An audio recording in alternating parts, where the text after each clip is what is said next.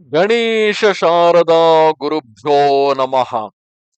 रामाय रामभद्राय रामचन्द्राय वेधसे रघुनाथाय नाथाय सीताय पतये नमः. Welcome to all for this session on Ramayana to chapter 9 under Bala Kanda.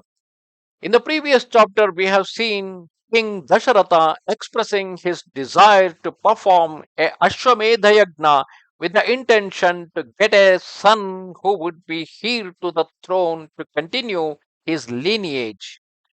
Then all the learned people and his ministers were happy and they set out to make the required arrangement. However, in the mid of that, Sumantra, the chief minister of Dasharatha, visited Dasharatha. Sumantra, having heard of the preparations for the sacrifice, obtained a private audience with his sovereign Dasharatha and said, I have heard of a tradition formerly related to me by the august Brahmins. O king, in ancient days the blessed Sanat Kumara predicted to the holy sages around him that a son would be born to you. It was prophesied that a son of Kashyapa named Vibhandaka would have a son called Rishyasringa, and that he should dwell in the forest alone with his saintly father, unknown to any other man or woman. This sage would keep the twofold vow of brahmacharya enjoined by the sages. In this way, he would pass a long time worshipping God through the fire sacrifice and the service of his father. In the country named Anga, a famous king named Romapada would oppress the people by his evil way of life and thus cause a drought in his country.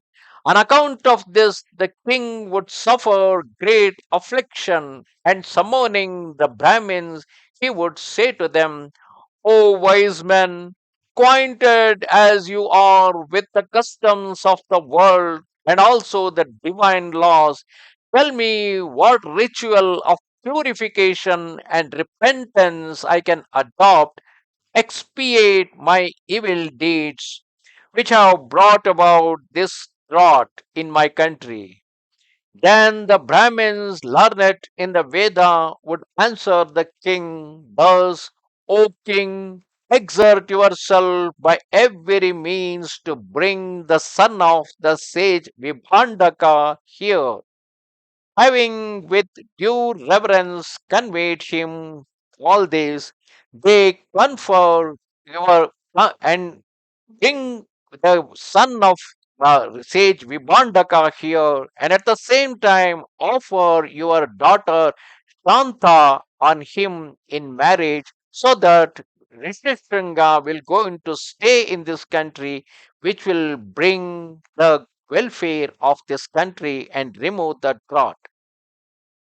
The king, having listened to their words and reflected on how he should bring that excellent sage to the court, would then request his ministers and priests to approach the sage, but they would declare their unwillingness to undertake the mission, being afraid of the rishi's power. Because as such, Vibhandaka, along with his son Rishyasringa, he was living in a dense forest. Rishyasringa was living only with his father, and he had never even seen any other women or men other than his own father. So he was protecting his son from the rest of the world, and with that great austerity, he was following a very strict brahmacharya, the celibacy, wherein he never had even seen the face of any other human being. So, under such circumstance, how will it ever be possible for the king's ministers to get Rishyasringa into the city of Romapada? In order to avoid the monarch's displeasure, however, after deliberating on the method by which the sage could be brought to the court, they would make the following proposal. By the courtesans can the sage be persuaded to come to the king's court. The rains will then follow, and the drought will be at an end, will be at its end. Then will the king join his daughter in marriage to the sage by pouring oblations into these sacrificial fire. Illustrious sage Rishyasringa will, by the grace, obtain the desired son for King Dasharatha. Thus spoke the illustrious Sanat Kumara in the midst of the sages, and I have now recounted it to you. It means Sanat Kumara long back prophesied, saying that a day would come, Dasharatha being no having no son, he performs an yagna, and that yagna will be conducted by Rishyasringa himself, and post that yagna, Dasharatha will going to get a son. So, as according to that prophecy, now Sumantra is advising Dasharatha to go and get Rishyasringa so that the sacrifice or the Ashwamedha Yagna can be performed under the leadership of Rishyasringa, so that whatever is told in the prophecy will going to happen. King Dasharatha was delighted to hear these words and requested the minister to describe further how King Romapada brought the sage to his court.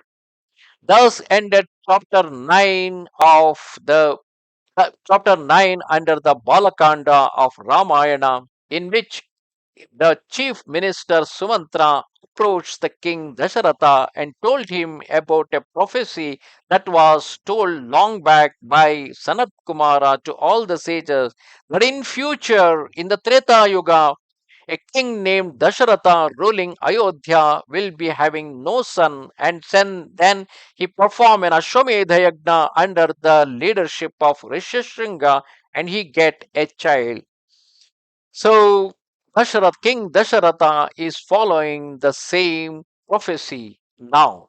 Namaste Sharada Devi Kashmira Puravasini Swamaham Prarthaye Nityam Vidya Danancha Dehime.